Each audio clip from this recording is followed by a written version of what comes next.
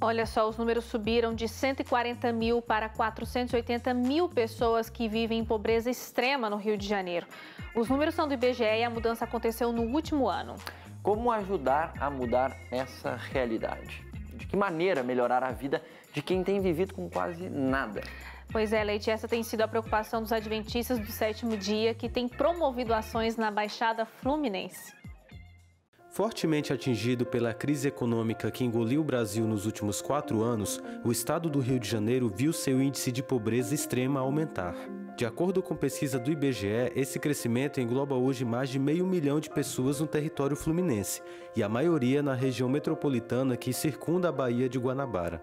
Esse índice estratosférico se tornou uma preocupação entre os adventistas. Cada vez mais eles têm se ocupado em oferecer recursos para quem pouco ou quase nada tem. Feiras de saúde se tornaram um trabalho cotidiano nas igrejas de Duque de Caxias, na Baixada Fluminense, assim como a distribuição de alimentos e a doação de roupas. Praticamente em todo mês, alguma igreja está seguindo a orientação de Cristo sobre cuidar dos mais necessitados. Um exemplo foi essa ação social feita pelos adventistas caxienses. Eles tiveram a ideia de fazer pela primeira vez diferentes trabalhos em um mesmo local, atraindo idosos, adultos e crianças. Segundo os organizadores, cuidar da saúde é a primeira necessidade que deve ser suprida. Então o que a gente fez? Colocou os 8 remédios naturais, que são os principais que a gente lida com ele dia a dia, e mais o outro foco, que é alimentação, exercício. A ação contou com parcerias de diversos grupos da igreja, desde jovens que participam do Geração 48 até da Associação Beneficente de Ação da Cidadania e Cultura, um grupo de assistência social mantido por membros de igrejas e que tem feito inúmeras ações na cidade. Olha, essa parceria, ela surgiu a partir da necessidade de alguns irmãos que tinham de dar prosseguimento aos seus atendimentos. Nós hoje temos um programa também onde nós já estamos hoje com 229 voluntários nas igrejas credenciadas, onde é feito também os mutirões mensais. Essa é a primeira grande ação envolvendo feiras de saúde e outros departamentos da igreja aqui em Parque Muíza, em Duque de Caxias. Mas se depender da disposição desse povo, essa não será a última.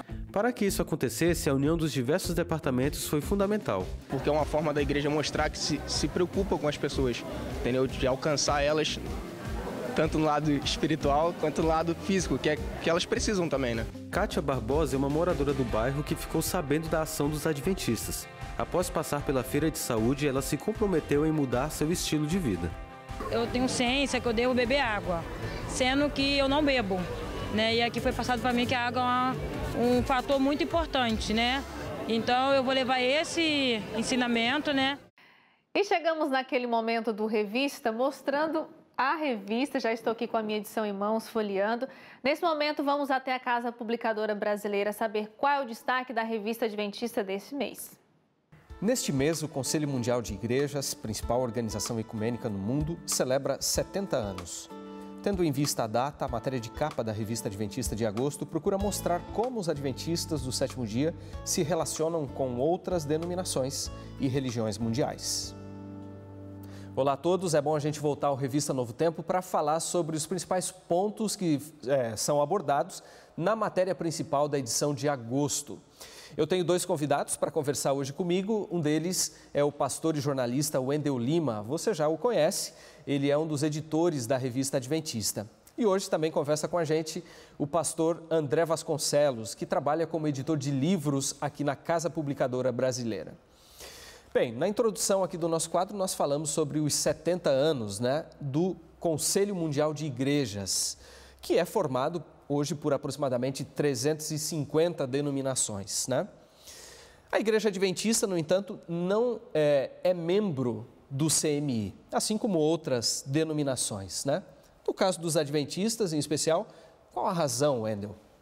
Talvez o primeiro ponto para a gente destacar, Márcio, é a palavra ecumenismo, no grego, ela vai dar a ideia de algo que é universal, o mundo inteiro habitado. E essa ideia de ecumenismo, então, ela é usada hoje como uma ideia de união, de agregação, de unidade visível do corpo de Cristo. Os adventistas, curiosamente, surgiram com uma ênfase ecumênica, se é assim que nós podemos dizer, porque em torno da expectativa da iminente volta de Cristo no século XIX, eles pregaram, especialmente nos Estados Unidos, e conseguiram ajuntar, trazer para perto de si pessoas de várias denominações. Também os adventistas enxergam para sua missão futura, identificando-se com as mensagens angélicas de Apocalipse 14, como uma obra de reconciliação, que também vai unir pessoas de várias etnias e de vários segmentos religiosos em torno de uma verdade e de uma expectativa. No entanto, em relação ao movimento ecumênico contemporâneo, moderno, a Igreja Adventista vê com certa legitimidade algumas ações que são ligadas a uma agenda social, de contribuição ao bem comum, que estão ligadas à liberdade religiosa, ao diálogo entre as religiões, mas, no entanto, ela vê com ressalva tudo aquilo que possa comprometer doutrinariamente sua mensagem. Então, uma unidade em torno da verdade e do amor, como Jesus disse na Bíblia, nos capítulos finais de João, faz sentido para os adventistas. No entanto, quando essa unidade está acima da verdade, compromete a compreensão bíblica sobre certas doutrinas, inclusive distintivas, então não tem como fazer parte desse movimento. Por isso que a igreja participa como uma observadora, porque ela quer manter um canal aberto, diálogo, no entanto, não concorda com toda a agenda ecumênica. André, durante aproximadamente 2 anos, você trabalhou no contexto sul-americano, estabelecendo pontes, conexões com judeus, né? Quais seriam alguns parâmetros bíblicos para nortear esse diálogo interreligioso? Bom, o pastor Wendel já mencionou aqui, um ponto importante é a nossa mensagem profética em Apocalipse 14. Apocalipse 14 fala de um mensageiro que tem um evangelho a ser pregado, a ser levado a toda a tribo, língua e nação. E esse mensageiro é reconhecido por 2 características, a observância dos mandamentos de Deus e o testemunho de Jesus. Interessante que essas são as 2 características do mensageiro profético de Malaquias capítulo 4, que é chamado de Elias. E o ministério de Elias era um ministério de reconciliação entre pais e filhos. E no texto é destacado a sua função de preparar o caminho para a vinda do Messias e também de exaltar a lei que Moisés prescreveu no Horebe.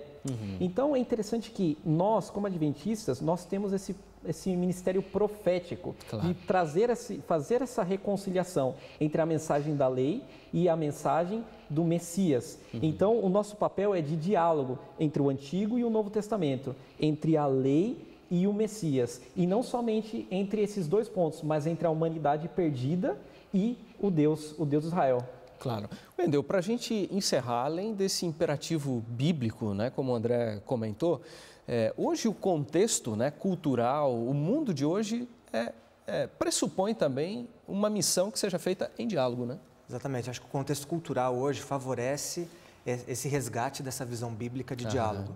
A ideia de que eu estou impondo uma visão sobre o outro, ou de que eu sou detentor único de uma verdade e que não tenho nada que aprender com o outro, é uma coisa muito difícil de ser entendida hoje. Qualquer um que assume esse discurso vai acabar ficando isolado e vai assumir uma postura sectária, exclusivista, que talvez não tenha relevância e não consiga realmente testemunhar no contexto em que a gente está hoje inserido.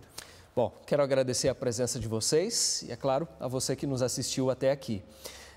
Você pode, evidentemente, mergulhar um pouco mais nesse conteúdo, entender de maneira mais profunda a posição da igreja a respeito do ecumenismo, né? A gente agradece aí pela sua audiência e para todos os papais que estão nos assistindo, a gente quer desejar também os parabéns por essa data especial. A gente espera encontrar você na próxima edição, em que falaremos sobre mais uma matéria de capa. Até lá! E no próximo bloco, a ANN vai mostrar as notícias internacionais. Tem a inauguração do novo canal da Hope Channel na Suécia. É só uma pequena pausa, a revista volta já já.